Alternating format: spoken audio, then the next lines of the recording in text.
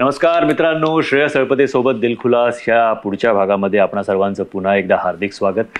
आजचे आपले जे पाहुणे आहेत त्यांची खरं तर वेगळी अशी ओळख करून द्यायची खरंच गरज नाही आहे. म्हणजे 2000हून जास्त कॉन्सर्ट्स, 20हून जास्त अल्बम्स आणि त्यांचा सांगीतिक प्रवास असा आहे की ज्यांनी तत्कालीन शास्त्रीय संगीत हे यंगस्टर्सच्या मनामनात रुजवलं आणि ते कसं तर फ्युजन या माध्यमातून. सो लेट्स वेलकम म्युझिशियन, संगीतकार आणि फ्युजन घराण्याचे pioneer Abhijit Pohankar. Thank you. Welcome welcome Abhijit. कसे आहात? एकदम ठीक. अरे तुरे करू की अहो जाऊ? अरे तुरेच, कारण आपण हो म्हणजे नॉट ओनली आम्ही समवयीन पण आपण कॉलेज पासून साधारण त्यामुळे मला खूप आनंद होतोय सगळ्यात पहिल्यांदा की आय एम हिअर आणि खूप वर्षांनंतर म्हणजे 30 वर्ष तरी आपली हो साधारण म्हणजे आम्ही खरं तर 93-94 आम्ही मुंबई युनिव्हर्सिटीला रिप्रेझेंट केलं होतं यूथ फेस्टिवलमध्ये आणि अभिजित त्याच्या कॉलेजमधनं, मी माझ्या कॉलेजमधनं, पण Mumbai university was a common ground आणि आम्ही जिंकलो होतो. अभिजितचा परफॉर्मन्स तेव्हा सोलो होता आणि त्यात पण तो जिंकला होता. So is been a winner all is life. कसं वाटतंय? छान, खूप छान. Very good. So I first and foremost आम्ही आत्ता इंट्रोडक्शनमध्ये जसं म्हणालो की फ्युजन घराण्याचे पायनियर, तर फ्युजन म्हणजे नेमकं काय हे आधी जाणून घ्यायला. पहिले तर हा कुठलाही घराणा नाही आहे. Okay, I talk about gharana later. पण फ्युजन बेसिकली इज दोन गोष्टींचा समावेश. ओके. सो फॉर एक्झाम्पल मी इंडियन क्लासिकल म्युझिक घेऊन त्याला फ्युजन करतो. याचा अर्थ प्युअर इंडियन क्लासिकल म्युझिक जे असतं ते जर लोकांना माहिती आहे की पेटी तबल्याबरोबर जनरली गायले जातं, पण मी त्याच्यामध्ये थोडं इन्स्ट्रुमेंटेशन, वेस्टर्न इन्स्ट्रुमेंटेशन आणलं आणि त्याला एका नवीन ऑडियन्सपर्यंत पोहोचवलं. म्हणजे आपलं व्होकल आणि संगीत रागदारीवरच आधारित होतं म्हणून इंडियन, आणि वेस्टर्नाइज थोडेसे इन्स्ट्रुमेंट्स, कीबोर्ड, ड्रम्स वगैरे हे वापरल्यामुळे त्याचं फ्युजन असं तेव्हा म्हटले जायचं. पण आता मी त्यासंबंधितही थोडासा वेगळा विचार करतो की त्याला फ्युजन न म्हणता आपण एक वर्ल्ड म्युझिक असं म्हणू शकतो. ओके. कारण फ्युजन हे कुठल्याही दोन गोष्टींचं होऊ शकतं. म्हणजे क्लासिकलच नेसेसरी असं नाही, फोक फ्युजन पण असतं. जसं सलीम सुलेमान करतात बरेच वेळा, भूमी त्यांचा प्रोजेक्ट आहे त्याच्या, किंवा कोक स्टुडिओ आपण ऐकतो, तर त्याच्यामध्ये फोक म्युझिकला जेव्हा वेस्टर्न इन्स्ट्रुमेंटेशन तुम्ही देता तर ते फ्युजन होतं. अच्छा. जो A+B मधला ए जो आहे तो इंडियन पाहिजे. ओके. इंडियन रूट्स पाहिजे. ओके. आणि त्याच्यात जेव्हा तुम्ही वेस्टर्न मिक्स करता त्याला फ्युजन म्हणतात. One of the first fusion हे तुला लक्षात आहे कुठलं होतं जे पहिलं असं ऐकलं होतं असं फ्युजनचा प्रकार? आपल्या देशामध्ये पंडित रविशंकरजींनी फ्युजन केलेलं आहे खूप आधी, 60s मध्येच. बर. त्यांनी येहुदी मेहुनीन एक मोठे व्हायोलिनिस्ट होते, त्यांच्याबरोबर सतार आणि व्हायोलिनचं एक फ्युजन केलेलं. आणि त्यांनी बरंच काम असं केलंय जे क्लासिकलला घेऊन त्यांनी सिम्फनी बरोबर काम किंवा, तर हे पण एक फ्युजनच आहे.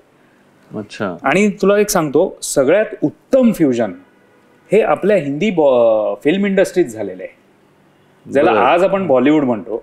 पूर्वी त्याला हिंदी फिल्म इंडस्ट्री असं म्हणायचंय. बॉलिवूड हा 15-20 वर्षातला कॉन्सेप्ट आहे, पण तरी बॉलिवूड असं म्हणूया आपण. नाही, पण काही लोकांना खरं तर बॉलिवूड हा शब्द आवडत नाही. मी पण त्याच स्कूल ऑफ थॉट्स आहे.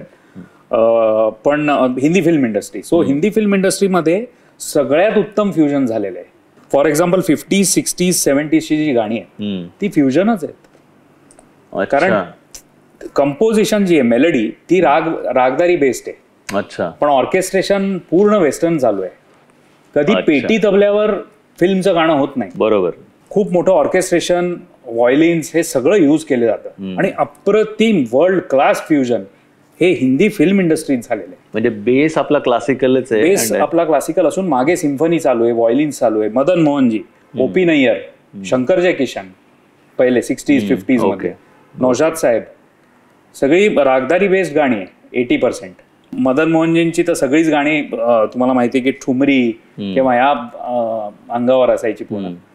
शंकर जयकिशन यांनी वेस्टर्न बरेचसे, म्हणजे त्याला इन्स्पायर्ड म्युझिक म्हणतो आपण. अच्छा. पण it was very well adopted to Indian music.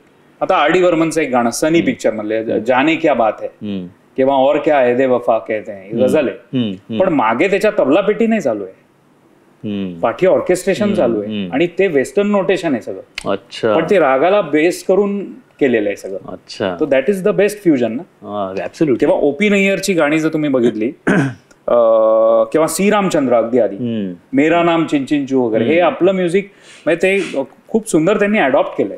अच्छा. सो म्हणून मी म्हणतो की सगळ्यात बेस्ट फ्युजन तर आपल्याच इकडे झालंय. करेक्ट. आणि क्लासिकल माणसांनी जर, म्हणजे आर्टिस्टांनी जे फ्युजन केलं त्यापैकी one of the pioneers was Pandit Ravishankarji.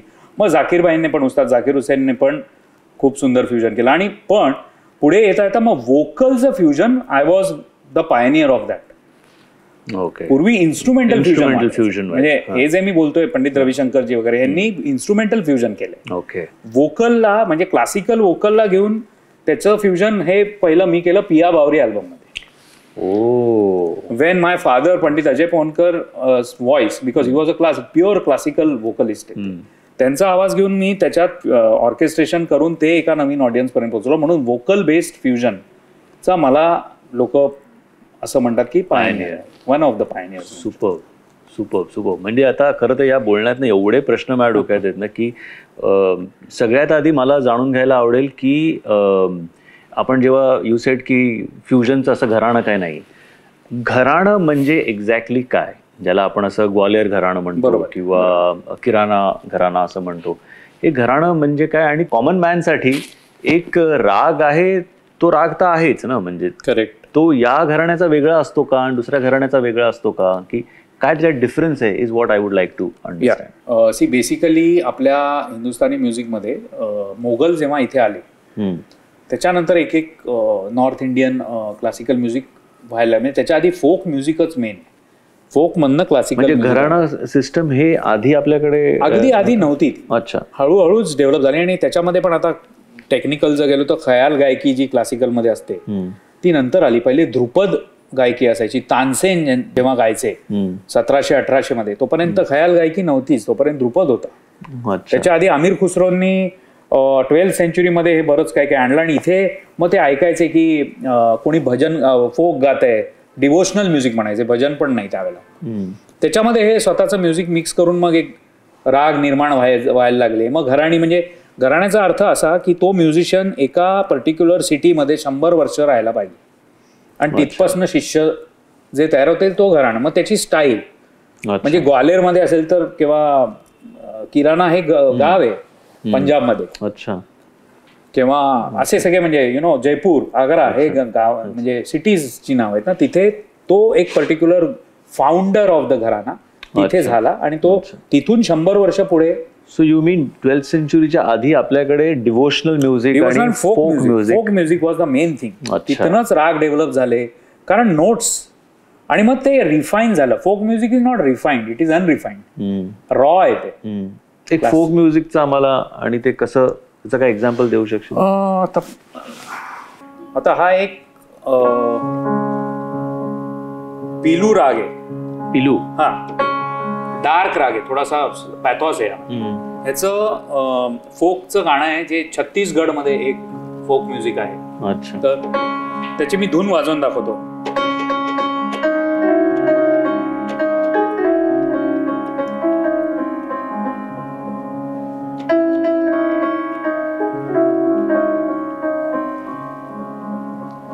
यात काही शब्द आहेत ते मला आता आठवत नाही, पण ते फोक भाषेत म्हणजे त्या छत्तीसगडी भाषेतले शब्द आहेत. बर.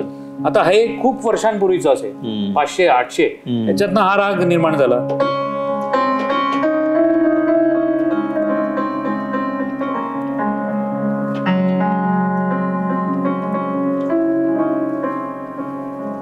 अच्छा. सेम नोट्स आहेत, पण मग राग आधी नाही झाला, ते फोक म्युझिक आधी आणि त्याच्यातून मग तो राग. हा, तर मग ते रिफाईंड झालं. मग रागामध्ये रूल्स आले, फोक मध्ये रूल्स नाही आहेत. रूल्स म्हणजे काय की आता एक राग असेल तर त्याचे तेवढेच नोट्स वाजले गेले पाहिजे आणि त्याची वादी संवादी वगैरे टेक्निकल शब्द आहेत सगळे. म्हणून क्लासिकल म्युझिक फार कठीण आहे, शास्त्र आहे. म्हणजे आता हे बोलता आलं की फोक आपण गातो, हिंदी आपण गातो, करेक्ट, पण फोक मधून लेट्स से राग आला, रागातून हिंदी म्युझिक आलं, तर तो राग आपल्याला कळत नाही, पण आपण ते फोक इझिली गातो आणि आपण हिंदी म्युझिक इझिली. कारण त्याच्यात शास्त्र कमी आहे ना, ती धून आहे फक्त एक. राग तुम्हाला एस्टॅब्लिश करावा लागतो. सो 5 नोट्स मध्ये जर राग असेल, आता बागेश्री राग घेऊ आपण, सिंपल राग आहे.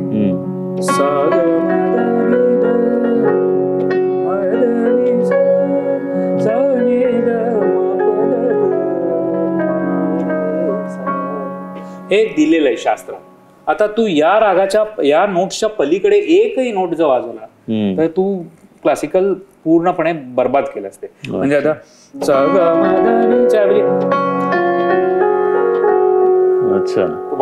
ऐकायला सुंदरच वाटलं, पण सौंदर्य सगळं नाही क्लासिकल. रूल्स डिफाईन करतं क्लासिकल म्युझिक, ज्याला शास्त्र म्हणतो, म्हणून शास्त्रीय संगीत. पुष्कळशी घराणी आहेत इंडियामध्ये.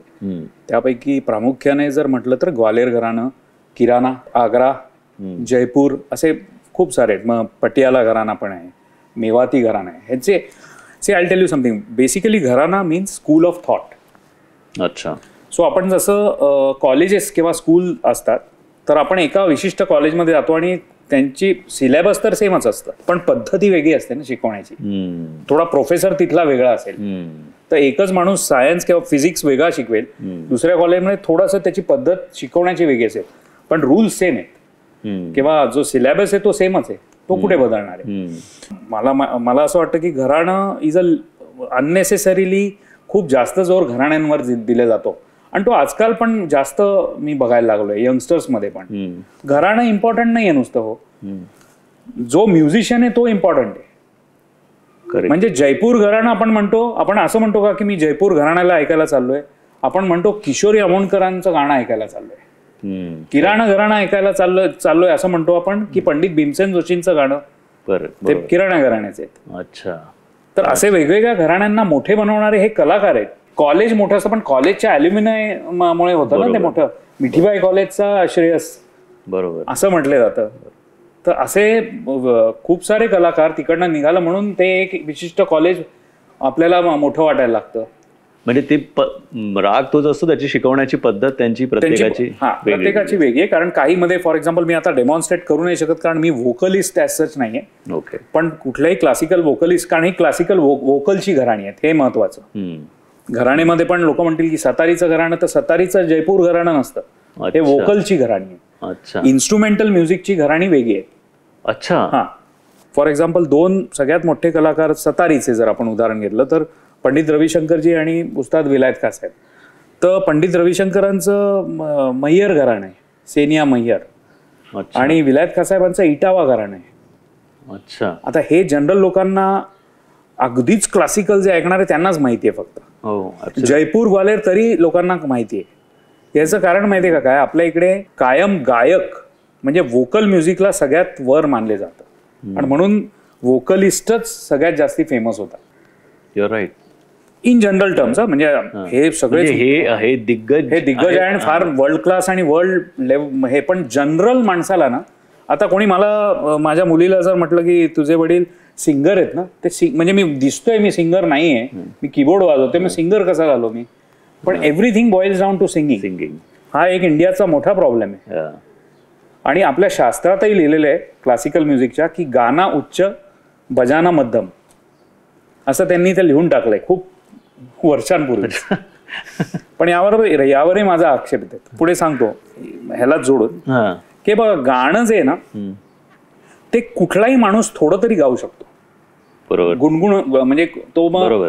मी असो, तू असो, किंवा एक वॉचमन असो, किंवा एक थर्ड कोणी पण तुला सांगितलं की एक लाईन म्हण रे जरा ती गाण्याची, तर तू म्हणू शकतोस. आणि 80-90% तू सुरात म्हणतोस साधारण.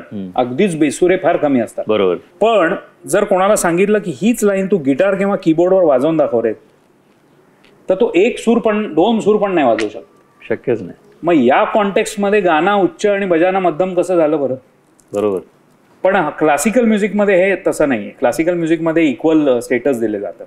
एक सतार प्लेअर असो, नाही तर संतूर आमचे पंडित शिवकुमार शर्माजी किंवा हरिप्रसाद चौरसिया आहेत, वर्ल्ड लेवलचे लेजेंड्स आहेत, आणि ते इक्वलच सगळे आहेत. म्हणजे मला आठवतं की एक खूप आम्ही लहान असताना आपण एक दूरदर्शनवर कार्यक्रम झाला होता, जेव्हा हे सगळे जेवढे लेजेंड्स आहेत त्यांच्यावर डेडिकेटेड एक एपिसोड होता. हो, साधना नाव होतं त्यात. हा, आणि त्याच्यामुळे म्हणजे ऍटलिस्ट आपल्या जनरेशनच्या खूपशा लोकांना जे तसे म्युझिकशी कनेक्टेड नव्हते किंवा ज्यांच्या घरामध्ये असा म्युझिकचा काही वारसा नव्हता, पण त्यांना पंडित भीमसेन जोशी असो किंवा म्हणजे आपलं उस्ताद झाकीर हुसेन असो, पंडित रविशंकर असो, त्या सगळे त्यांचे इन्स्ट्रुमेंट्स आणि ते कसे वाजवतात आणि कसं नावारूपाला आले, तर त्यामुळे ते कळलं. आणखीन एक गोष्ट मला आठवली, तू बोललास त्यामुळे, मिले सूर मेरा तुम्हारामुळे पण जे तेव्हा प्रसिद्ध झालेलं, त्याच्यामुळे बरेचसे क्लासिकलचे आर्टिस्ट फेमस झाले लोकांमध्ये. आणि ताजच्या ऍडमुळे झाकीर भाई इतके मोठे एकदम म्हणजे सगळ्या लोकांपर्यंत, आणि ते होतेच म्हणजे ते ऑलवेजच मोठे होते, पण लोकांपर्यंत जे पोहोचतं, जसं पिक्चरचं फिल्मचं तेच होतं ना, की अगदी कॉमन माणसापर्यंत पोहोचतं. पण आपण जेव्हा म्हणतो की आता लाईक यू मेन्शन की हिंदी फिल्म्सच्या खूप सुरुवातीची गाणी होती, किंवा अर्थात बेस तोच आहे आपला क्लासिकलचा, त्या बेसवरनं फ्युजन करून की अडॅप्ट करून ते गाणं बनवलंय. तर मग ते classical music Hindi film music सारखं तेवढं ऍक्सेसिबल का नाहीये? मग त्या रागाला तेवढं महत्व कधीच का दिलं गेलं नाही, किंवा ते समजवलं का गेलं नाही, किंवा ते आमच्यासारख्या कॉमन माणसासाठी ते अजूनही हा कुठला राग आहे हा आम्हाला माहितीच नाही? हा एक मोठा प्रश्न आहे. यामध्ये सगळ्यात पहिल्यांदा येतं की classical music is meant for classes, म्हणून त्याला क्लासिकल म्हणतात. एक विशिष्ट वर्गा करता येतो. अच्छा. आणि it is not called massical, जो मासेस करताय. Film music is for masses and classes also. पण classical music is only for a class. Class म्हणजे क्लास नाही, a particular class of people, what I mean to say. त्यांना थोडंसं classical music येणं हे गरजेचं आहे ऐकण्याकरता. अगदीच कॉमन माणूस असेल ना, त्याला झोपाई काढताना बघितलेलं आहे मी क्लासिकल म्युझिकमध्ये. आणि साहजिक आहे, कारण एक राग जर मी पाऊण तास गातोय, तर एखाद्या कॉमन माणसाला 3 मिनिटाच्या 4 मिनिटाच्या गाण्याची सवय आहे. तो कसा एन्जॉय करेल? दुसरी गोष्ट, क्लासिकल म्युझिकचे राग हे सगळे टाइम बेस्ड असतात. सकाळचा राग, दुपारचा राग, संध्याकाळचा राग, रात्रीचा राग. पण एका कॉमन माणसाला तुम्ही 2 रागांमधला फरक विचारा बघू. सकाळचा तोडी राग ऐकवा त्यांना, आणि रात्रीचा एक मालकाऊंचा ऐकवा. तो म्हणे मेरे को तो दोनों सेम लग रहा है यार, मेरे को नहीं समजा की सुबह हो रही या रात हो रही. पण क्लासिकल म्युझिशियन्स काय, हा म्हणजे कसं सकाळ दिसते, कारण ते कंडिशनिंग झालंय तुमचं, म्हणून दिसते. ते काय राग सकाळ नाही दाखवत. जर राग सकाळ दाखवत असता तर मग कुठल्याही कॉमन माणसाला रस्त्यावरनं पकडा, तुम्ही गाडीत बसवा आणि सांगा हे तोडी आणि हा मालकांस, हा बघ हा सकाळचा आहे की नाही, तो म्हणेल मला काहीच फरक नाही कळला, मला उलट हा रात्रीचा वाटतोय असं म्हटलं तर. सो हे सगळे कंडिशनिंग क्लासिकल म्युझिकमध्ये खूप झालेलं आहे, आणि म्हणून तो एका विशिष्ट वर्गाकरताच ऐकले जातो. आणि म्हणून एक कॉमन माणूस त्याला एन्जॉय करत नाही असं म्हटले जातं. पण क्लासिकल म्युझिक कुठेही पॉप्युलॅरिटीमध्ये कमी असं मला नाही वाटत. आज हजारो संमेलनं होतात आणि हजारोंच्या तादादमध्ये लोक ऐकतात. पण परत इंडियाचं पॉप्युलेशन एवढं आहे ना, की तू त्याचं जर पर्सेंटेज काढलं तर ते फार कमी होतं. पण तुझं एका सवाई गंधर्व फेस्टिवलला गेला तर तिकडे 15,000 लोक ऐकायला असतात. So it is all based on numbers. मग थोडं ते ऍक्सेसिबल अजून व्हावं एका कॉमन मॅनसाठी, असं नाही का वाटत? म्हणजे ऑफकोर्स व्हावं, पण ते करण्याचा प्रयत्न काही ऑर्गनायझेशन्सने केला. स्पीक मॅके एक ऑर्गनायझेशन आहे जे लहान मुलांना क्लासिकल म्युझिक ऐकत. I don't think so that is the correct way to introduce classical music to children. कारण ते झोपणारच, कारण तिथेही कलाकार जाऊन अर्धा तास राग वाजवत आहेत. एक 7-8 वर्षाचा 10 वर्षाचा मुलगा तो काय ऐकेल? त्याच्याकरता फिल्मच्या गाण्यां थ्रूच क्लासिकल ऐकवण्याचा प्रयत्न केला पाहिजे पहिले. म्हणजे आता आजकाल एकदम ते A2 गाईचं तूप खायला सांगतात, पण त्याने अपचन होतं माहिती आहे ना पहिल्यांदा, कारण की आपल्याला एवढ्या वर्षाची सवयच नाही प्युअर खाण्याची. बरोबर. म्हणून थोडंसं जरा डायल्यूटच म्हटले जाईल, डायल्युटेड फॉर्म हे देणं जरुरी आहे पहिले. एकदम तुम्ही कसं प्युअर देऊ शकता, हळूहळू करत त्यांना तिथपर्यंत न्यायचं, गोडी निर्माण करायची. आणि त्याच्याकरता मी एक प्रोजेक्ट केलाय आता ज्याचं नाव आहे बॉलिवूड घराणा. सो बॉलिवूड घराणामध्ये मी काय केलं की बॉलिवूडचं गाणं आणि इंडियन क्लासिकल राग हे एकत्र मी मांडतो एका कॉन्सर्टमध्ये. एक गायक प्युअर बॉलिवूड गातो आणि एक प्युअर क्लासिकल गातो. ग्वालेर घराण्याचा एक गायक आहे. वा.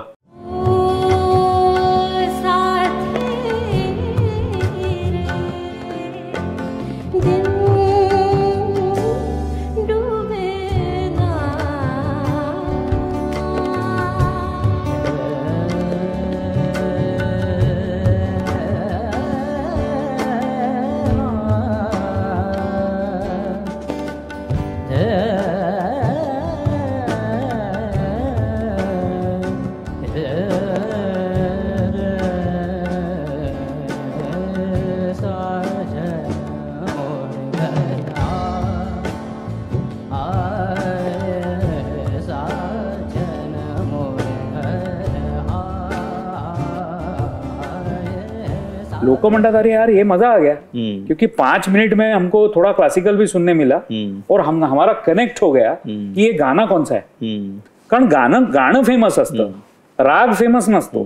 नाही म्हणजे खरं आहे, कारण माझ्याही मुलीला मी जेव्हा प्रयत्न करतो की क्लासिकल तर खूपच लांबची गोष्ट आहे, इवन जुनी काही आपली राग बेस्ड गाणी ऐकवायचा, तेव्हा तीही 3ऱ्या मिनिटाला असं म्हणते की डॅडा दुसरं काहीतरी. आणखीन लहान मुलांचं सांगतो, म्हणजे because you sed your daughter, तर मी खूप ऑब्झर्व केलेलं आहे की लहान मुलांमध्ये मेलेडीपेक्षा रिदम जास्त चालतो. It has to be rhythmic.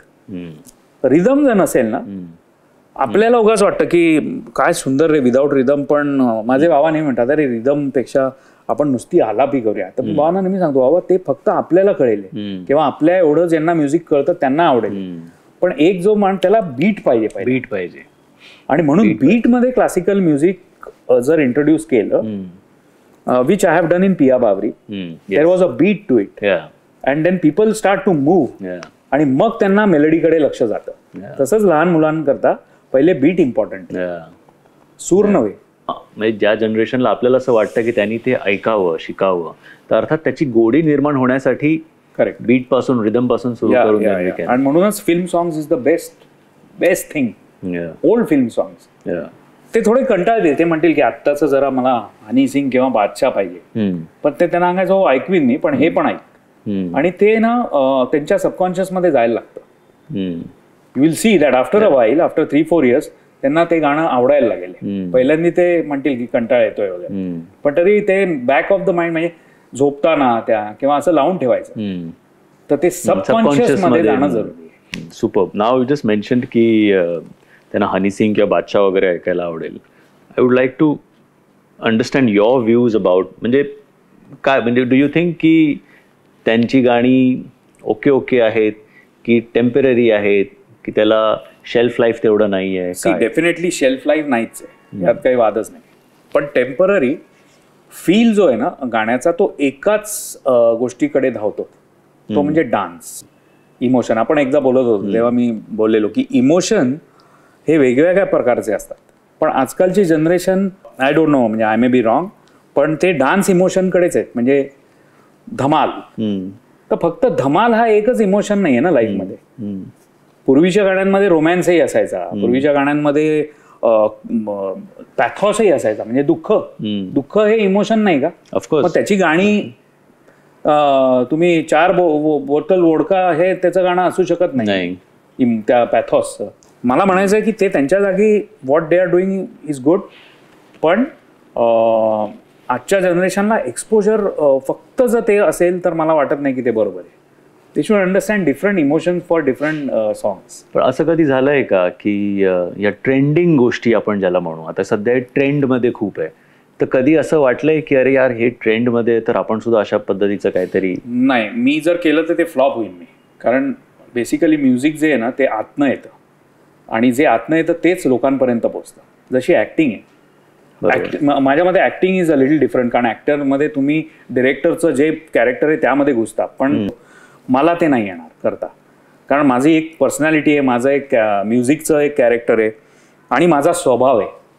आणि माझा स्वभाव अग्रेसिव्ह नसल्या कारणामुळे मी खूप जास्त बीट ओरिएंटेड गाणे किंवा नुसती धमाल गाणी हे माझे चांगले नाही वाटणार आहे. कारण तुला कळेल की अभिजित यार हे तू नाही आहेस, दिस इज नॉट यू. पण मग असं कधी वाटलं नाही अभिजित की ठीक आहे मी ह्या पद्धतीचं एक करतोय, याच्यामध्ये तर माझा हातखंडा आहे आणि मी ते चांगलंच करतो, पण मला असा एक काहीतरी अटेम्प्ट करून बघायला आवडेल असं? तसं बघितलं तर I have done EDM also. Okay. पण त्याच्यातही मेलोडिक इतकं स्टफ होतं ना की ते परत लोकांना, आता मला ते नाव घ्यायचं नाही कुठल्याही गाण्याचं, पण लोकांचा थोडासा ऐकण्याचा दर्जा माझ्या मते थोडा डिफरंट झालाय आजकाल. So they like lyrics which might be म्हणजे खूप सुंदर लिरिक्स, म्हणजे असे तू जहाँ जहाँ चलेगा मेरा साया साथ होगा वगैरे असले लिरिक्स आजकाल आवडत नाही. हे जर तू if you mark you know, so lyrical thing has gone down a lot. आणि मला जर तसं करायला सांगितलं तर मी तो चॅलेंज काही घेणार नाही, कारण मला काही इच्छाच नाही ते करायची. ते उगाच कशाला चॅलेंज घ्यायचा. आणि I am already known for my versatility, कारण की मी गझल्स केलेल्या आहेत, मी क्लासिकल वाजवतो, मी आता फिल्म सॉंग जुने माझ्या पियानोवर वाजवतो क्लासिकलचा थोडासा एक्सप्रेशन देऊन. अच्छा. बादशाह आणि हनी सिंग सारखी गाणी मी नाही करू शकणार, कारण माझी कॅपॅबिलिटी नाही त्याची. Fair enough absolutely. पण यु नो म्हणजे यू सेड की मी कीबोर्डवर पियानोवर क्लासिकल वाजवतो, that is how you technically started. Yes. You know you are probably the only guy or the first guy जो पियानोवर क्लासिकल प्ले करायला लागला. So when did this thought cross your mind? कधी वाटलं की मला असं काहीतरी करायचं? लहानपणी ऍक्च्युली म्युझिक मी सिरियसली कधीच केलं नाही. अच्छा. येता जाताच केलंय. अच्छा. हा, म्हणजे ते जनरली 7-8 वर्षाचे झाले की बसवलं आणि खूप शिकवलं, असं कधी मी एक तर मी एका ठिकाणी बसू शकत नाही एक अर्ध्या तासापेक्षा. फक्त प्रोग्राम मध्ये कसा बसतो आपोआप म्हणजे छान आणि आवडीने बसतो तो 2 तास 2.5 तास. त्याच्या व्यतिरिक्त मी एका ठिकाणी बसू शकत नाही 10 मिनिटापेक्षा जास्त. तर मग बाबांना कळलं की हा येता जाताच शिकू शकतो असा. त्यामुळे ते माझी आजी शिकवायची, मग ते बस रे बस 10-15 मिनिटं बसलो मग जाऊ खेळायला. पण क्लासिकल म्युझिकमध्ये असं चालत नाही, कारण की तासन तास बसावं लागतं. मग काय तर माझा कल नेहमी ना थोडासा लाईट कडेच होता, लाईट म्युझिक कडेच होता, पण क्लासिकल घराण्यातच होतं, त्यामुळे ते शिकलं तर पाहिजेच. ओव्हर द इयर्स खूप वर्ष करता करता शिकलो मी ते. आणि पहिले मी गायचो कॉलेजमध्ये, if you remember, me harmonium घेऊन गझल गायचो. आणि सुरेश वाडकरांकडे शिकायला जायचो तेव्हा. मला त्यांचं गाणं खूप आवडायचं. पण मी 3-4-5 वर्ष गायलो, चांगला गायचो, मग कॉम्पिटिशन्स मध्ये. पण त्याच्यानंतर आवाजाचा माझा थोडासा ना कम्पॅरिझन, म्हणजे असं झालं की लोक म्हणायला लागले बाबांच्या बरोबर तुझी कम्पॅरिझन जर झाली तर मग यू आर नो वेअर, काहीतरी वेगळं केलं पाहिजे. तर माझा हार्मोनियमचा हात खूप तयार होता आणि दॅट वॉज गॉड गिफ्ट. मी शिकलो नव्हतो, डायरेक्ट वाजवायला लागलेलो. रिअली? हा, म्हणजे सगळे एकदा मी असं झालो आणि पेटी ठेवलेली आमच्या घरी आणि मी आलो आणि मी वाजवायलाच लागलो. तर माझी आजी वगैरे आले, म्हणले अरे हे गॉड गिफ्ट आहे, कारण असं काही होत नाही. हो, म्हणजे आम्ही वाजवायला लागतो तेव्हा आमचे पण आजी आजोबा म्हणायचे अरे हा वाजवायलाच लागला, म्हणजे म्युझिकचीच वाजवायला लागला हा. करेक्ट. सो ते झाल्यामुळे माझी आजी मला एकदा म्हणली की तू काहीतरी असं वाद्य निवड जे कोणी वाजवलेलं नाहीये, क्लासिकल जर वाजवायचं असेल तर. तर मी कीबोर्ड, आणि मला आठवतं त्या युथ फेस्टिवलमध्ये जिथे आपण होतो 92-93 मध्ये, तो राम संपत पण आलेला. Yes remember. आणि त्याने मला ना, माझ्याकडे हार्मोनियम नव्हती, मला गझल गायची होती, तर त्याने मला फर्स्ट टाइम सांगितलं की मेरे पास कीबोर्ड आहे. तर म्हटलं कीबोर्ड क्या होता है? म्हणे पियानो का इलेक्ट्रॉनिक वर्जन है, तू ये लेके बैठ गाने के लिए stage pay. That was the first time I played Ram संपत कीबोर्ड. रिअली? आणि फर्स्ट टाइम मला एकदम ते खूप, आणि ऑडियन्स समोर, आणि मी तिथे ते कीबोर्ड बरोबर गायलो. That is how I was first time keyboard 92 मध्ये मी बघितला. आणि मग बाय 96-97 मला हे कळलं की आपण असं वाद्य घेऊया जे ज्याच्यात आवाज म्हणजे वोकल नाहीये, पण ती सतार सरोद पण नाही, कारण हजारो सतार प्लेयर्स आहेत आणि शेकडो सरोद आणि प्लेयर्स आहेत. तर त्याच्यामध्ये मग परत कॉम्पिटिशन आली. असं वाद्य घेऊया ज्याला कॉम्पिटिशनच नाहीये. म्हणून कीबोर्डवर मी क्लासिकल म्युझिक सुरू केलं.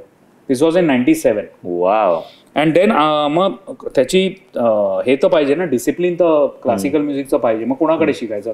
सो बाबा टुक मी टू पंडित शिवकुमार शर्मा. वा. So I am the student of Shivji. Wow. He style I played on my keyboard wow. As a classical instrument. Wow. आणि असं माझं कीबोर्डचा प्रवास सुरू झाला. वाव. आणि मग म्हणजे हा कीबोर्डचा प्रवास, पण त्याच्यानंतर आता मला फ्युजनकडे जायचं. हा थॉट कधी आला? आणि मग जेव्हा ते झालं तेव्हा घरनं असं काही त्याला विरोध वगैरे झाला की? ऍक्च्युली काय आलं, मी एका सिटिंगमध्ये एक मोठा पिक्चर फिल्म आमच्या घरी सगळं त्याचं हे झालं, हम दिल दे चुके सनम. बर. अच्छा. ते आमच्या घरी सगळं, कारण बाबा was supposed to sing in that. अच्छा. तर त्याच्यामध्ये एक विक्रम गोखले वॉज बाबाज व्हेरी गुड फ्रेंड. आणि विक्रम गोखले म्हणले की माझा प्लेबॅक पण अजय पवनकरच करतील. अच्छा. म्हणून मग आमच्या घरी सिटिंग झाली. तर तिथे असा हे आला की नुसतं क्लासिकल नको, याच्यामध्ये काहीतरी बीट पाहिजे. सो मी त्यांना असं माझ्या मनात होतं, तर मी असं ऐकवून दाखवलं आणि ते त्यांना आवडलं खूप असं. आणि मग ते it went on to become a great song which was Albela Sajan. Correct. मग ते कोणीतरी दुसऱ्यानेच गायलं. बाबांचं स्टुडिओमध्ये गाणं झालं पण इट कुडंट वर्कआउट समाव, आणि समबडी एल्स सॅंग दॅट.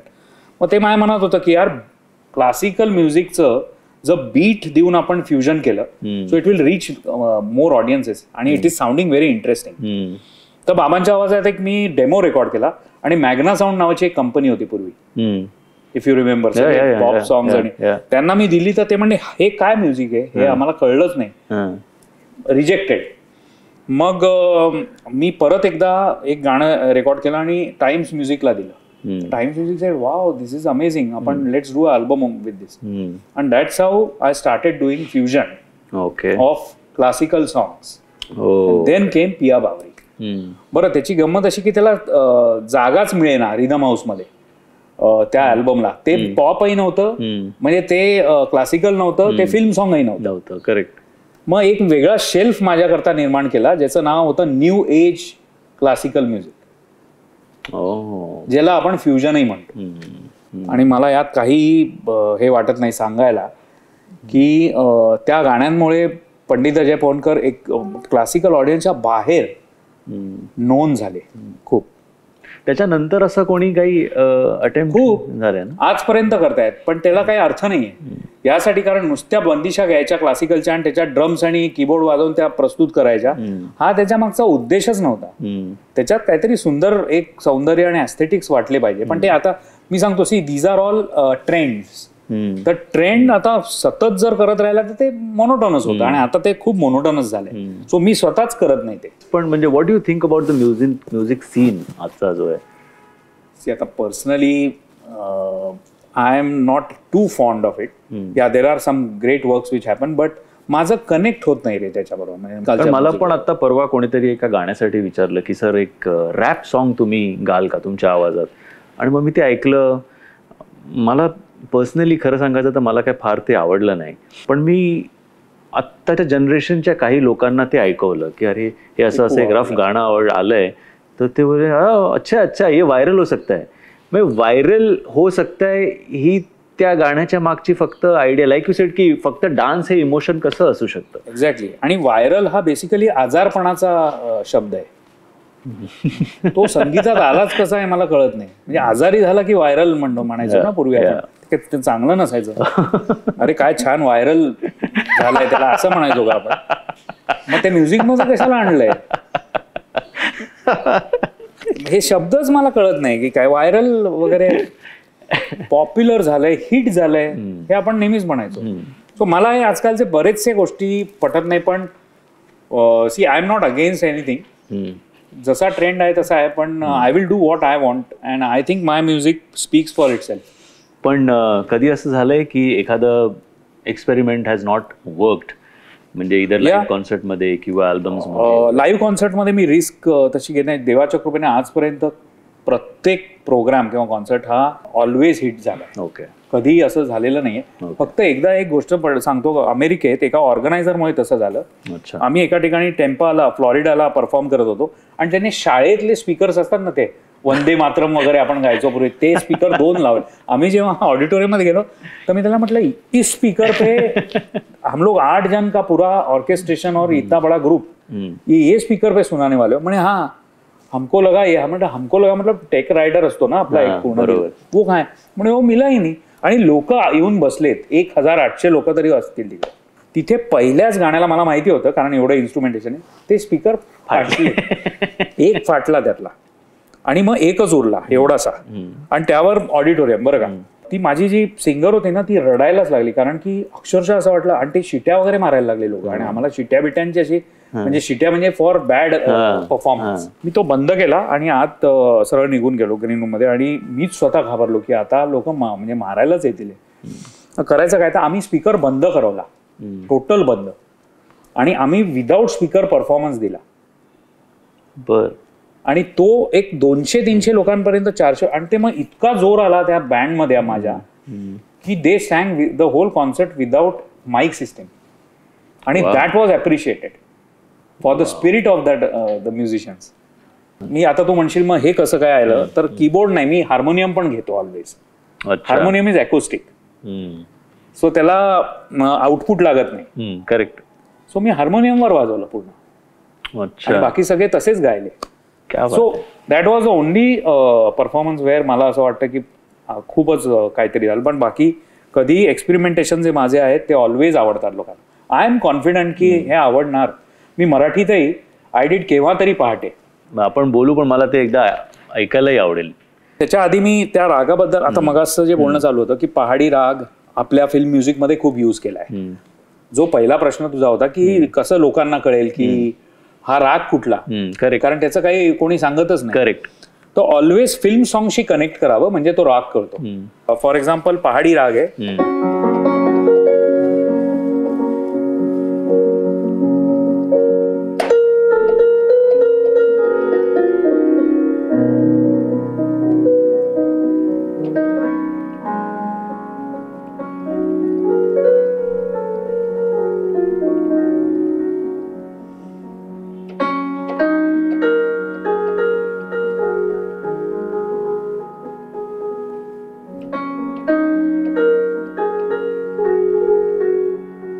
क्या बात.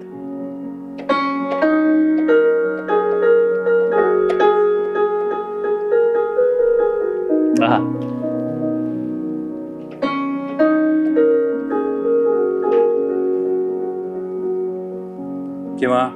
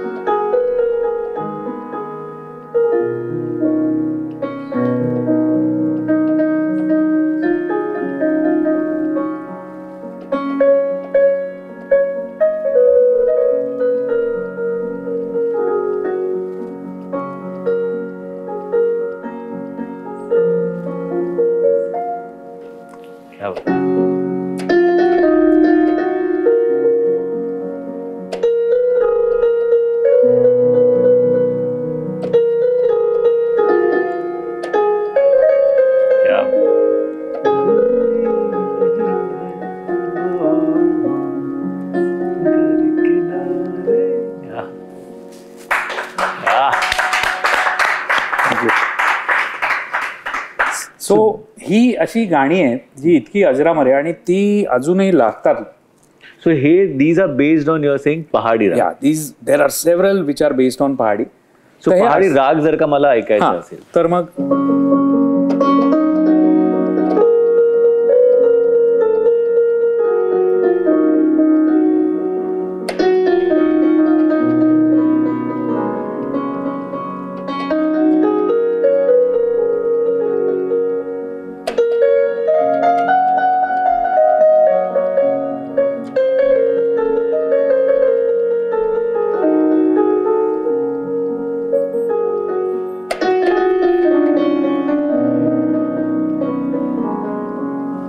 आता हे कनेक्ट म्हणजे पूर्ण नोट्स वाजवण्याची मला किंवा सूर सांगण्याची गरज नाही, बरोबर. पण तुला लगेच यावर ना गाणी आठवायला पाहिजे, म्हणजे तुला राग कळला की अरे या रागात मग ते हे नीलम आसमान सो गया, कितीतरी मग नंतर हुसेन पहाडो राम तेरी गंगा में, ये दिल तो हे सगळे पहाडीवर आले, तर कनेक्ट झाला ना तुला की हे सूर अरे हे असं आहे. याच पद्धतीने होईल ते. दुसरी कुठलीही पद्धत मला दिसत नाही एका कॉमन माणसाला सांगण्याची की राग कसा असू शकतो. आउटस्टँडिंग. दुसरी गोष्ट, एक्सप्रेशन मिसिंग आहे आजकालच्या म्युझिकमध्ये. आता तुझं मला सांगितलं ही गाणी मी अशी तुला 70 गाणी आत्ता ऐकू शकतो, पण तुझं मला सांगितलं की कुठलं तरी हनी सिंगचं गाणं ऐकव किंवा बादशाहचं ऐकव कसं, ते शब्द आहेत, ते सूरच नाही आहेत त्यात, तर मी शब्द कसे वाजवू. आणि तुला सांगतो यामध्ये अजून एक ऑब्झर्वेशन लोकांना सांगतो करायला, त्याच्यातनं रिदम आणि ट्रॅक काढून टाका आणि मग ती मेलडी ऐका, त्याच्यात काहीच हे नसेल 90% आहे. 10 काही चांगली पण गाणी असतील पण ती वाजवण्यालायक नाही वाटत. खरं आहे की नाही, मी हे माझं वैयक्तिक मत सांगतो. आता ह्यात इतकं वाजवण्यासारखं आहे ऑफकोर्स. हा, नंतर आता 90ची गाणी घेतली,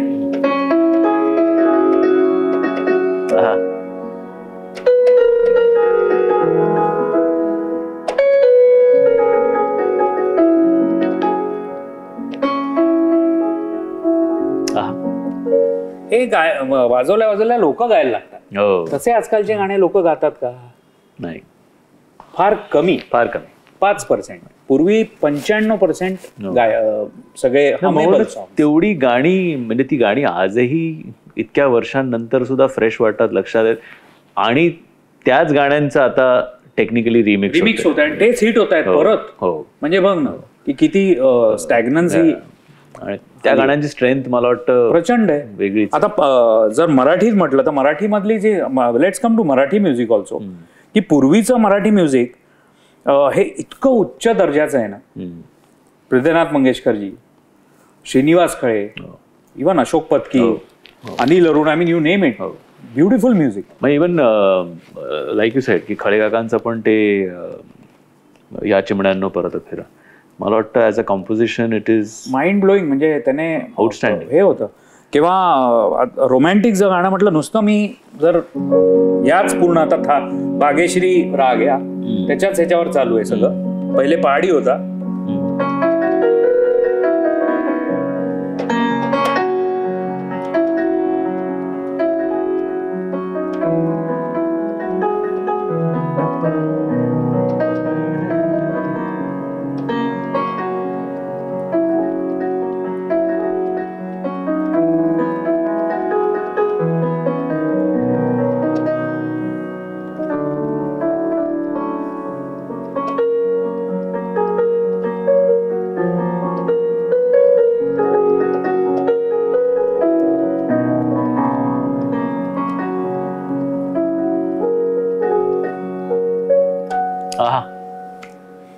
outstanding. So Marathi songs also जुनेच गाणी वाजवायला मजा येतात.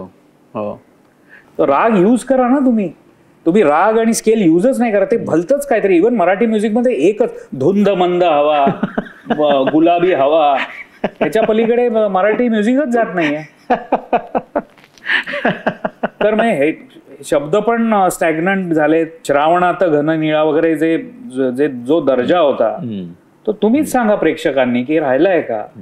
मग जिकडे आता एका श्रेयस तळपदेला सांगतात की तुम्ही येऊन गाणं गा, यु नो, पण अरे तू सुरीला तरी आहेस, कारण तू शेवटी ऍक्टर आहेस और हर ऍक्टर सुरीला होता है ऐसा मुझे लगता है, because you are ultimately artist. पण गायक आणि ऍक्टर दोन्ही नसताना पण गायला सांगतात असे पण आहेत, आणि ते हिट होत आहेत गाणी. त्याचा त्रास बघ, जो सुरीला माणूस असतो ना, आता मी सुरावर प्रेम करणारा माणूस आहे, त्यामुळे मला हा त्रास होणारच, आणि तो मला त्रासामधनं जावंच लागणार आहे. त्याला मी काही एक्सक्यूज देऊन चालणार नाही, because world is like that. So I have to be in my space. जेवढं मला सुरांचं काम करता येतं, मी एक्सप्रेशनने वाजवण्याचा प्रयत्न करतो, आणि that is meditation for. You keep mentioning meditation. आता लाईक यू म्हणालास की कोणासाठी नुसतं बसून मेडिटेट करण्यासारखं आहे, कोणासाठी म्युझिक मेडिटेशन आहे. देवावर विश्वास आहे तुझा? हो आणि नाही. म्हणजे I would love to believe him. अच्छा. आणि मला अनुभवही आले. I tell you something. एक 4 वर्षापूर्वीपर्यंत ना माझा कीबोर्ड असा वाजायचा नाही. I have went through some experiences in my life in last 4 years, ज्याच्यामुळे तू म्हणलास ना वाजवल्या माहोल बदलला. मला असं वाटतं त्या एका पोझिशनला माझ्या मेंटल आणि म्युझिकल पोचलोय, ज्याच्यामध्ये मी खूप अशा परिस्थितीतनं गेलोय ज्याच्यातनं माझ्या सुरांमध्ये लाईट यायला लागला असं लोक म्हणतात. थोडासा लाईटचे पण वेगवेगळे लेवल्स आहेत, पण तो लाईट जो म्हणतो ना आपण, तो ग्राइंडिंग आणि वाईट गेल्याशिवाय येत नाही. So you have to go through that valley अँड मग तो कोण, तो वर आणणारा देवच आहे. आपल्या हातात आहे काय? सो हे जे सूर वाजतायत हे 4 वर्षापूर्वी वाजायचे नाही. But whatever I went through in the last 3-4 years, I change places from here to, I had to go somewhere, and then couple of years later I came back here for whatever reasons. It was that made me went through pain. अच्छा. And suddenly I find that people are with me when I play. People say ki you touch your तुमच्या सुरांनी डोळ्यात पाणी येतं. शब्द नाहीच आहेत, शब्दांनी पाणी येऊ शकतं. सुरांनी पाणी येण्याकरता थोडं पेन पाहिजे. आणि ते प्रत्येक कलाकार जेव्हा जातो तेव्हाच तो मग चमकतो, ताऊन सुलाखून निघतो. करेक्ट. हे 100% एवढं मला माहिती आहे. आणि ती त्याचीच ग्रुप आहे की ते पेन मला फायदा झाला ना त्याचा. So what changed in you या 4 वर्षामध्ये? अशी कुठली ती गोष्ट आहे जी तुला असं वाटतंय की हे माझ्यात लॅकिंग? जसं फॉर एक्झाम्पल तू म्हणालास की pain, you know, I went through pain, आणि that is a very strong emotion. आणि त्याच्यानंतर जसं मला वाटतं अजय अतुलचा अजय, त्याचा एक इंटरव्ह्यू बघत होतो आणि तो सांगत होता की कोणीतरी त्यानं सांगितलं की म्युझिशियन तुम्ही व्हाल, पण यु नो जोपर्यंत तुम्ही या एक्सपिरियन्समधनं जात नाही तोपर्यंत तो एक्सपिरियन्स तुमच्या आतून बाहेर येऊ शकत नाही. आणि तो ते दिसतं ना, अजय अतुल फॅन्टास्टिक म्युझिशियन. ते त्याचं गाणं होतं खेळ मांडला, हे होतं touches you. So this is all his pain, na? How can he? So what is it in you that has changed? It's a way. You could find it very ordinary. There's nothing which has happened in my whole life, but there is something which hurt me. Acha. Change of place. Acha. Would you believe that? That has brought me pain. Wow. So it is nothing. काही फार मोठी गोष्ट नसेल, पण मला आहे. In 2021 I went from Mumbai to somewhere else for 2 years. मला completely I was shaken completely. You know why? Because तो चेंज झेपलाच नाही. आणि तो मला सगळं म्हणते इतकं पॉवरफुली मी परत आलो. Now back again I mean Mumbai. But those 2.5 years मग तू म्हणशील मग त्यात काय? म्हणून इथे म्हणतो मी प्रत्येकाचं पर्सनल आहे सगळं. मला ती गोष्ट पचेच ना की मी मुंबईमधनं बाहेर कसा गेलो. Because 40 years I have been in Mumbai. आणि I would like to tell, Mumbai सारखं एकही जगात शहर नाही. मी अख्खं जग फिरलोय. 80% world I have been to. Africa, east, west, north America, सगळं. मुंबई सारखं शहर नाही. हे मात्र खरं आहे. कितीही शिव्या घाला, ते गर्दी आहे, गरमी आहे. That brought in this to me. क्या बात आहे, क्या बात. आणि this all happened in pandemic. पॅन्डेमिकच्या वेळेला इथे काम नव्हतं, and for whatever reasons. And it is nothing to do with financially at all. हे पण सांगतो मी. For some reasons we took a decision to go somewhere else, whole family, and that was the changing point in my life for my music. And I have come back now. लोकांना वाटतं मी मुंबईत राहत नाही, मी मुंबईतच राहतो. Also you know one thing we feel की जे आम्हाला तुला विचारायचं वाटतं की तुला असं वाटतं की कुठे मार्केटिंगमध्ये तू थोडा कमी पडलास की तू मुद्दामून केलं नाहीस? काय होतं? मला मार्केटिंग हा शब्द कधी, म्हणजे आजचे सिंगर्स जर का आपण बघितले काही, तर जसं आपण म्हणतो की टॅलेंट तेवढं नाहीये जेवढं त्यांचं मार्केटिंग आहे. आणि त्यामुळे सो असं कुठे तुला वाटतंय की ते अजून थोडं करायला हवं होतं? सी, यामध्ये बेसिकली ना हा विचार आधीपासून करायचा असतो. नंतर तुम्ही जे ब्रँड होता किंवा तुम्ही जे होता ते होताच. प्रॉबेबली येस, मे बी मी थोडा मार्केटिंगमध्ये आय एम नॉट दॅट. मी ना सोशल जास्त म्हणजे I don't go to parties. मी जास्त मला कंटाळ येतो फार, म्हणून ते फार जरुरी आहे आजकाल, पब्लिक रिलेशन्स. आणि या इंडस्ट्रीमध्ये who knows better than you की कधी रिलेशन खराब होता ते कळतच नाही. How important do you think that thing is? Extremely important in today's world, because रिलेशनशिप्सच तुम्हाला मोठं करतात. आणि मग परत मी तेच म्हणेन, त्याची कृपा.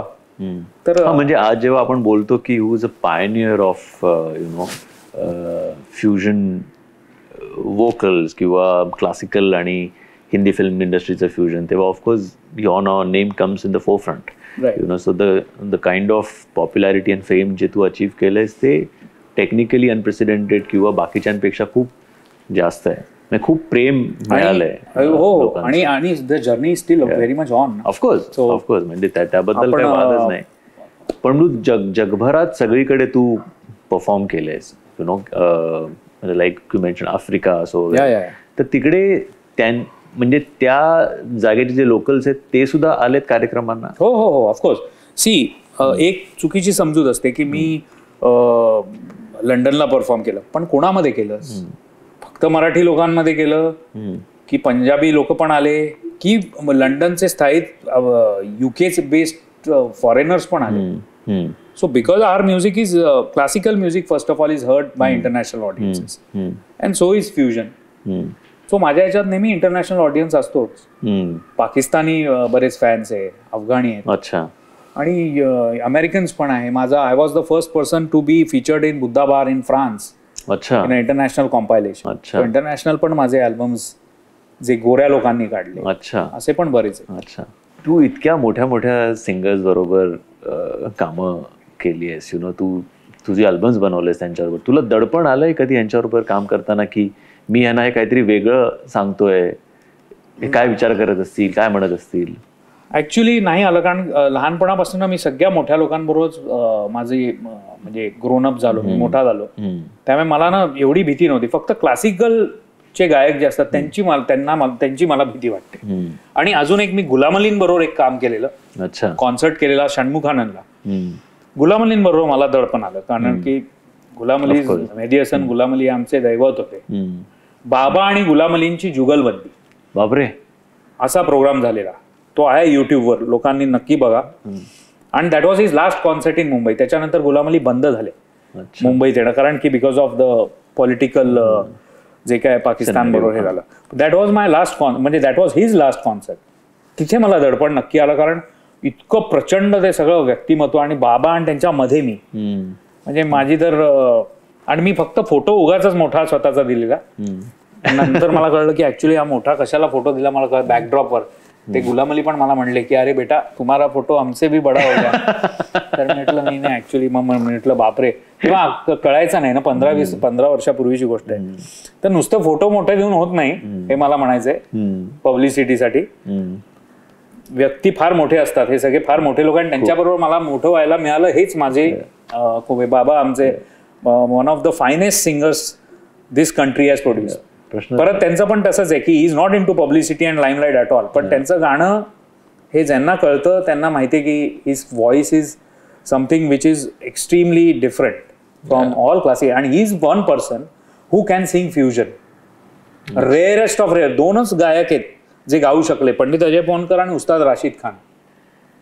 राशीद भाईंचा आता यावर्षी ते गेले, क्वाईट यंग, पण हे 2 होते जे गाऊ शकले. बाकी क्लासिकल सिंगर्स हे गिटार आणि याच्याबरोबर ते आणू शकत नाही, ते क्लासिकलच वाटतं शेवटी. परत जे मगाशी मी बोललो, क्लासिकल वाटतं कामा नाही, ते त्यावेळेला तो वेगळा रंग आला पाहिजे. तो आमच्या बाबांच्या आवाजात आहे. म्हणून ए मोहब्बत तेरी अंजाम पे रोना आहे त्यांची गझल, जी बेगम अख्तरांनी गायलेली, ती पण आहे अवेलेबल युट्यूबवर. आणि HMV ने अल्बम काढला, इतकी अप्रतिम. It should be used as a film songs. Unfortunately मी फिल्म्स मध्ये पण माझं काय झालं की biggest of directors have come to me, if I name them, but it hasn't worked out. The reason being, what do you think? I don't know the reason at all. Biggest of big have come to me for my music, but somehow none of my songs could come in a film.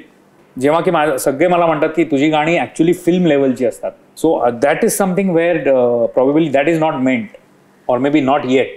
Not yet मला वाटतं असं बोललेलं जास्त better आहे. Because त्यामुळे असं काहीच नाही की मोठा डिरेक्टर असला की असं होतं. सगळे माझ्या घरी आलेत, माझे सिटिंग रूमवर सगळं फाईन, पण it has not worked out. That is the only one thing which I am not been able to do. तो अभिजित मला विचारायचं आहे की हे फ्युजन जेव्हा आपण म्हणतो त्या फ्युजनची एक काही अशी प्रोसेस आहे का? व्हॉट इज युअर प्रोसेस की आता मला हे गाणं घेऊन करायचं, असं काही नवीन गाण्यांचं वगैरे? नवीन गाणी तुला असं वाटतात ऑलरेडी फ्युज्ड आहेत? हो, नवीन गाण्यात ऑलरेडी इतकं मिक्स्ड आहे ना. पण फ्युजन म्हणजे परत ते झालं की क्लासिकल फ्युजनचं मी हे केलं. तर त्याच्यामध्ये राग कुठला आहे तो फार इम्पॉर्टंट आहे. आणि ती ओरिजिनल जी बंदिश आहे, बंदिश क्लासिकल कंपोजिशनला आपण बंदिश म्हणतो. बंदिश जी असते तर ती ट्रेडिशनल बंदिश आहे. पण प्रत्येक बंदिश फ्युजन नाही होऊ शकत. हे मी यंगस्टर्सना सांगायचं मला आहे की कुठलंही काहीतरी घेतलं आणि त्याच्यात असं नाही होत. फार सिलेक्टेड राग आणि सिलेक्टेड बंदिशाच फ्युजन होऊ शकतात. It is not open. म्हणजे फ्युजन मध्ये पण एक शास्त्र आहे 100%. आणि एस्थेटिक्स फार इम्पॉर्टंट आहे. नुसतं कॉन्सेप्ट हे नाही की मी बंदिश घेतली मग मी एक ड्रम्स टाकले, मस्त ग्रू टाकला, असं नाही आहे ते. त्याच्यामध्ये कॉर्ड्स चांगले वाटतायत का, मग त्याचं ठेवण ज्याला आपण वजन म्हणतो त्या बंदिशीचं ते कसं आहे, मग त्याची लय काय, टेम्पो काय आहे, हे सगळं बघून करावं लागतं. नुसतंच आपलं काहीतरी ती मालकांची रंगरली अगरत सोतन के संग खूप फेमस बंदिश आहे, ती घेतली आपली आणि त्याच्यात डिक डिक टाक चिक डिक जिक टाक चिक असं टाकलं म्हणजे फ्युजन झालं का? अजिबात नाही. तेच. आणि मग लोक शिव्या घालतात, काय तुम्ही फ्युजन करता. तर तसं फ्युजन उपयोगाचं नाहीये. You have to have aesthetics and beat आणि सगळं ते आहे. म्हणजे त्याचं त्याला एक शास्त्र आहे. रिटर्न नसेल ते शास्त्र, पण यंगस्टर ज्यांना आता असं काहीतरी प्रयत्न करायचा आहे त्यांच्यासाठी what do you think? Classical म्युझिकला आता सोडून द्या तुम्ही फ्युजन करणं. अच्छा, अशी मला म्हणायचे. कारण ते झालेलं आहे आणि ultimately it was a trend. म्हणून मी नेहमी सांगतो तुम्हाला, फोक म्युझिक, शास्त्रीय संगीत हे ओरिजिनल आहे, हे कायम राहणार. तुम्ही तोच राग बागेश्री 70 वर्षापूर्वीच्या कलाकाराकडनं ऐकता आणि तोच राग आजही ऐकता. तो राग सेम आहे, पण त्यात काहीतरी नवीन वाटतं कारण की एक क्लासिकल चं एक शास्त्र आहे. पण हे जे आहे ना, fusion is a trend. Again I am telling you. So it has to evolve. तुम्ही तेच नाही करू शकत जे पिया बावरीमध्ये केलंय 22 वर्ष आधी. ते चांगलं नाही वाटणार, आता मजा नाही येणार ऐकायला. आता काहीतरी साऊंड मध्ये फरक पडला पाहिजे. So in fusion you have to play with sounds along with melody, along with the composition. Okay, what is it that you are working on right now? म्हणजे जर त्याचं असं काही एक्झाम्पल द्यायचं झालं की आता मी हे सगळं केलंच आहे, पण आता मी ह्याच्यावर काम करतो. म्हणजे इफ यू वॉन्ट टू, मी आता आमिर खुसरोंवर काम करतोय. अच्छा. So there are several compositions of Hazrat Aamir Khusro जे क्लासिकल म्युझिकच्या कंपोजिशन्स आहेत. आपल्याला आमिर खुसरोची गाणी कुठली माहिती आहे ते सांगतो. छाप तिलक तुम्ही ऐकलं असणार, कव्वाली फेमस आहे ती. नंतर असे 2-3 गाणी ती सगळेजण आमिर खुसरो म्हटल्यावर तेच गातात. पण मी काही एन्शियंट एकदम जुन्या बंदिशा त्यांच्या शोधून काढल्या आहेत. अच्छा. क्लासिकलच्या. अच्छा. आमिर खुसरो हे काय असं व्यक्तिमत्व होतं जे कव्वाली पण करायचे. सगळ्यात पहिल्यांदा ते क्लासिकल करायचे. क्लासिकलच्या बंदिशा सगळ्या त्यांनी खूप केल्या. कंपोजिशनचा राग त्यांनी आणलेत. सतार जी आहे ती त्यांनी काढली आहे. अच्छा. त्यांनी इन्व्हेंट केली आहे. अच्छा. तबला हा आमिर खुसरोंनी इन्व्हेंट केलाय. Really? This a piece of information. पहिले पखावज असायचं आपल्याकडे, त्याला कट करून तबला आणि डग्गा हे आमिर खुसरोचा विचार होता. अच्छा. सो त्यांनी कव्वाली पण केली आहे, त्यांनी भजन पण केलेत, बंदिशा तर केल्याच आहे, मग त्यांनी फोकचे गाणी केले, मग बिदाई गीत केलेत. असे त्यांचा खूप मोठा स्पेक्ट्रम आहे. तर मी आमिर खुसरोंवर एक प्रोजेक्ट करतोय ऑलरेडी, ज्याचे लाईव्ह कॉन्सर्ट यावर्षी मी जयपूर लिटरेचर फेस्टिवलला तो प्रेझेंट करतो आहे. अच्छा. 2025 जानेवारीमध्ये. अच्छा. अच्छा. त्याच्यामध्ये मी एक गंमत अशी केली की त्यात मी कव्वाली आणि क्लासिकलचं फ्युजन करतोय. काही कव्वाल मुलं आहेत आपले कोल्हापूरचे, मराठी मुलं आहेत. ही समजूत असू नये की कव्वाली फक्त मुसलमानच माणूस गाऊ शकतो. आपले मराठी मुलं आहेत, फार सुंदर गातात. आणि अशा मुलांसाठी मला बरंच काही करायचंय पुढे. प्रत्येक वेळेला स्वतःबद्दलच विचार आणि स्वतःबद्दलच सांगण्यापेक्षा प्रत्येक मोठ्या कलाकाराने जो काही ज्याने अचीव्ह केलंय त्यांनी यंगस्टर्सना पुढे आणण्याची ही प्रथा पहिले म्युझिकमध्ये आणली पाहिजे, जी म्युझिकमध्ये नाहीये. खूप कमी आहे, फार कमी आहे. सगळेजण स्वतःचाच विचार करतात. प्रेझेंट कोण करतं तू सांग, की मी प्रेझेंट करावं, की मी नाही वाजवणार, मी ह्यांना तुमच्यासमोर आणतोय बघा हे कसं वाटतंय. जसं वेस्टमध्ये क्विन्सी जोन्स करायचे किंवा खूप लोक करतात. तर मी कव्वाली आणि क्लासिकलचं फ्युजन करतोय, ज्याच्यामध्ये ही पोरं कोल्हापूरहून येणार आहेत आणि ते इतके सुंदर गातात तुला सांगतो. आणि क्लासिकलचे बंदिशा आमच्या इकडे गंधार देशपांडे आहे, सुरंजन खंडाळकर, सगळी मराठीच मुलं आहेत. ग्वाल्हेर घराणा, अच्छा, माझ्या बाबांचं शिष्य आहे सुरंजन. अच्छा, ह्यांना मी तिकडे बसवलंय आणि इकडे ह्यांना बसवलंय. अच्छा. आणि it is going to be really interesting. Qawwali आणि क्लासिकल एका आपल्याला. वाव. राग भूप मधली कव्वाली चालू आहे आणि भूप मधली बंदिश चालू आहे. आम्हाला आता काय त्याचं ऐकता नाही, ते केलं कॉपी करू नका, मी फक्त एवढंच सांगतो, कारण मी बोललो की कॉपी करतात मग लोक, ते तसं करू नका प्लीज. होऊ द्या ते सगळं. ट्रेंड सेट म्हटल्यानंतर ट्रेंड जो सेट करतो तो राहतो बाजूला आणि दुसरे जण जास्त प्रोग्राम करायला लागतात. तसं नको. एक कॉन्सेप्ट आहे, त्याला काहीतरी विचार करून केलेला आहे. बरोबर. सो हा एक मी अमीर खुसरोंवर काम करतोय, मीराबाईंवर काम करतोय. अच्छा. त्यांचे कंपोजिशन्सवर, म्हणजे त्यांच्या जे लिहिलेल्या कविता आहेत त्यांना. आणि बॉलिवूड घराणा हा माझा आता खूप मोठा एक ध्येय म्हणतात, म्हणजे इट्स अ एम, की लोकांपर्यंत बॉलिवूड आणि क्लासिकल एकत्र एका वेगळ्या फॉर्मॅटमध्ये पोचावा. या 3 गोष्टींवर सध्या काम चालू आहे. आउटस्टँडिंग. एकंदरीत तुझी जर्नी तर आम्हाला साधारण माहिती आहे, आता आपण ऐकली, पण या सगळ्यामध्ये फॅमिली सपोर्ट कसा राहिलाय? Family support outstanding always. माझे आई बाबा, आई वडील ह्यांनी नेहमीच माझ्या करता सगळंच केलं. नंतर माझी बायको, मला वाटतं आजीचा पण खूप मोठा, आजी डॉक्टर सुशीलाताई पोनकर, त्या आता पहिल्या गुरु माझ्या, आणि त्यांनी मला म्युझिकली डेव्हलप त्यांनी केलं मला. बिकॉज आमच्या घरी अजून एक गोष्ट सांगतो, शास्त्रीय संगीताचं घराणं जरी असलं तरी प्रत्येक टाईपचं म्युझिक ऐकणं हे आमच्या घरी एक संस्कारच आहे. म्हणजे बोल्ड फिल्म सॉंग्स असेल तर लताबाई, आशाबाई, किशोरदा, रफी साहेब, गझल असतील तर जगजीत सिंग, मेहदी हसन, गुलाम अली, बेगम अख्तर, फोक असेल तर कव्वाली असेल तर साबरी ब्रदर्स, नुसरत फतेह अली खान साहेब आणि इतर, वेस्टर्न असेल तर पॉपमध्ये Michael Jackson, Madonna, George Michael, rock असेल तर पिंक फ्लॉइड, हे सगळं मी ऐकलेलं आहे आणि लहानपणापासून ऐकलं, त्यामुळे सगळं आत आहे. त्यामुळे मला ना फार कधी कधी वाईट वाटतं जेव्हा लोक फार कमी म्युझिकल स्पेसमध्ये असतात. काही लोक तर फक्त मराठी किंवा फक्त गुजराती असं ऐकतात. त्यांनी फक्त इतकं मोठं म्युझिक आहे ते सगळं ऐकावं असं, म्हणजे जेवढं पॉसिबल आहे. आजही मला वाटतं बापरे काहीच ऐकलं नाही आपण. नाही तर मी जनरली क्लासिकल घराण्यांमध्ये बघतो, अरे हे फिल्म का गाणं क्यों सुन रहे हो, असं बरेच वेळा म्हणतात. म्हणजे काय फिल्मची गाणी काय म्हणजे एक से एक आहेत. ऑफकोर्स. पण मग when it comes to your daughter, you know, तू मुलीला पण सेम संस्कार केलेत? येस. मी लहानपणापासून मी आणि माझ्या बायकोने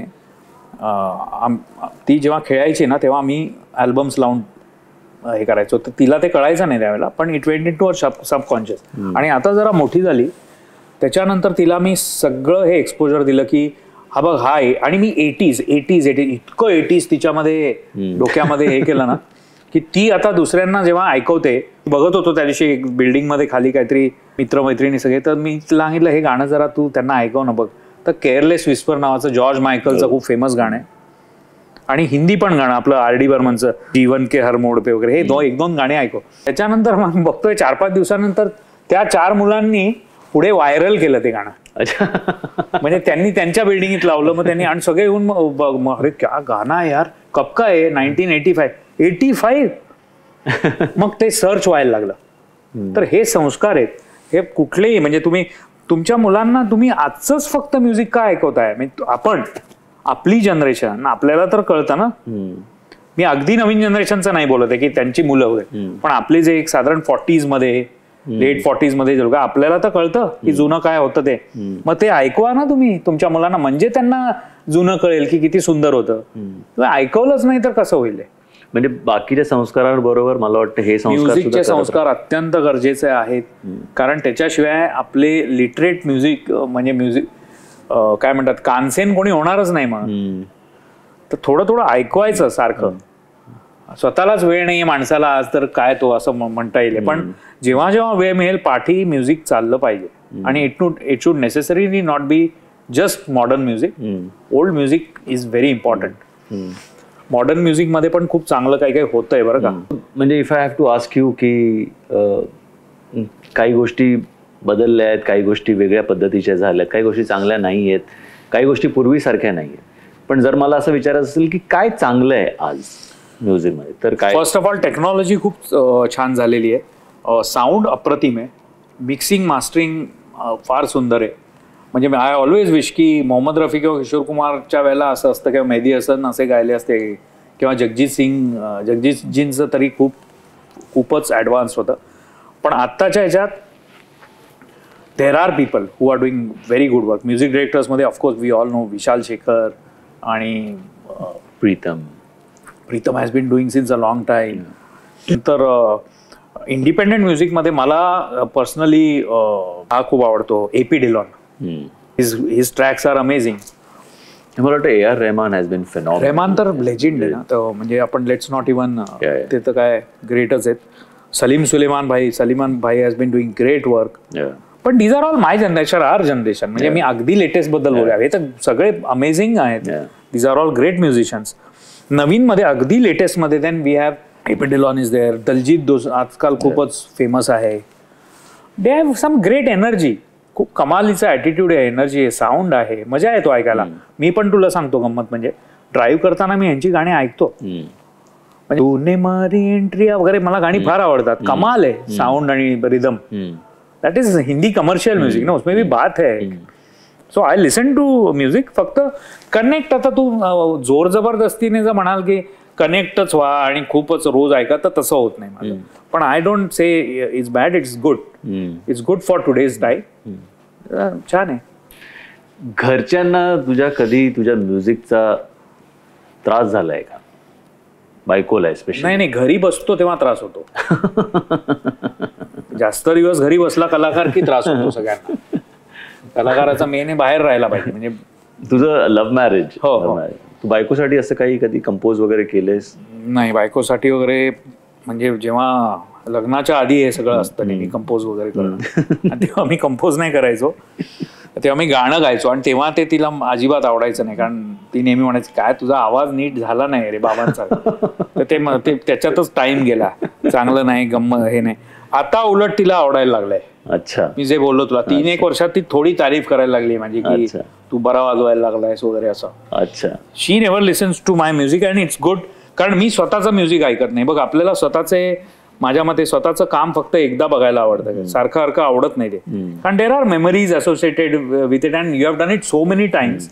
तर तसंच तिचं पण आहे. मला वाटतं की इतकं ते सारखं वाजवणं आणि हे घरचं आहे ना की त्याची किंमत राहत नाही. मग किंवा माझी आई पण सांगत असते की, आणि भाग्यश्री माझी बायको पण, की हे बरोबर नाही आणि मला ते आवडत नाही पहिल्यांदा. कारण एकदम असं वाटतं तारीफ करावी. पण अल्टिमेटली ते बरोबर निघतं की ॲज अ कॉमन मॅन किंवा ॲज अ लिस्नर ती सांगते की हे बरोबर मजा नाही येते. सो फॅमिलीला त्रास माझ्या म्युझिकचा कधी, सगळेच म्युझिशियन्स आहे आमच्या घरी. माझी आई म्युझिशियन आहे, बाबा. करेक्ट. फक्त बायको has been supporting. She is not a musician as but she has learn music from my grandmother. अच्छा. हां. आणि मुलगी पण म्युझिकल आहे खूप. तर म्युझिकल होणं गरजेचं आहे श्रेयस. आम्ही संगीतात एक शब्द आहे कूड. कूड म्हणजे नॉन म्युझिकल लोक असले बाजूला की त्रास होतो. अच्छा. म्युझिकल असले की त्रास नाही होत, शिव्या घातल्या तरी. पण अतिशय नॉन म्युझिकल काही लोक असतात बघ, किंवा नॉन आर्टिस्टिक, म्हणजे त्यांना काहीच संगीताबद्दल नसतं. त्याच्यापासून मला थोडं रिपेल व्हायला होतं. 24 तास पैशाच्या गोष्टी किंवा कुठल्या दुसऱ्या गोष्टी ज्या म्युझिकल नाही आहेत, मग कंटाळा येतो. Where do you see yourself from here? I don't know, just going along. ये हौसला सारखं आहे ते, की हौसला कम होना नहीं चाहिए. अँड वॉट एव्हर लाईफ जसं गेलंय तसंच पुढे जाऊ दे. तू खुश आहेस आतापर्यंत तुझी जर्नी जशी झाली त्याच्यामध्ये? या, I won't say I have regrets.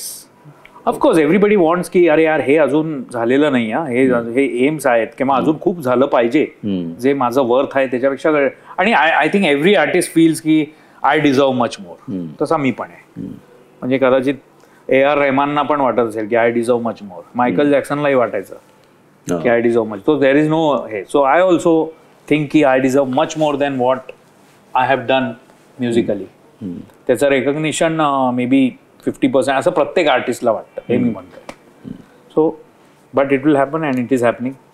It will happen definitely. तू चांगला माणूस पण आहेस, तू चांगला म्युझिशियन आहेस, आत्तापर्यंत तू चांगलं काम केलंयस आणि यापुढे सुद्धा तू चांगलं काम करत राहावं अशीच आमची इच्छा आहे. थँक्यू. जाता जाता तू तुझी एखादी आवडतं तुझं कॉम्पोजिशन म्हणा किंवा एखादी बंदिश ज्याचं तू फ्युजन आम्हाला ऐकवू शकशील. मी आता सध्या काही जुन्या गाण्यांमध्येच रमलोय. So I will play couple of Marathi songs for you. Super.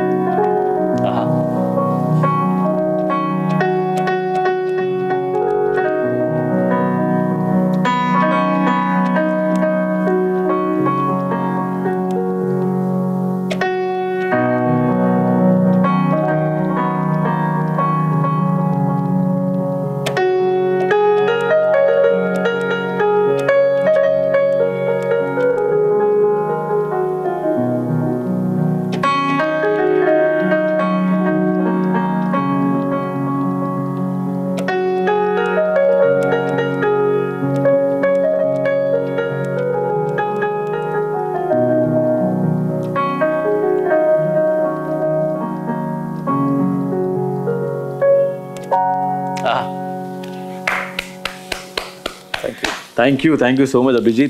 तू आज वेळात वेळ काढून आलास, आमच्याबरोबर गप्पा मारल्यास त्याबद्दल खरंच तुझे खूप खूप खूप आभार. आणि तू जसं काम करत आलायस यापुढे सुद्धा तुझ्या मनासारखं काम व्हावं आणि तुला मनासारखी यश, कीर्ती, लोकांचे आशीर्वाद लाभावे हीच आमची बाप्पाचरणी प्रार्थना. थँक्यू. थँक्यू.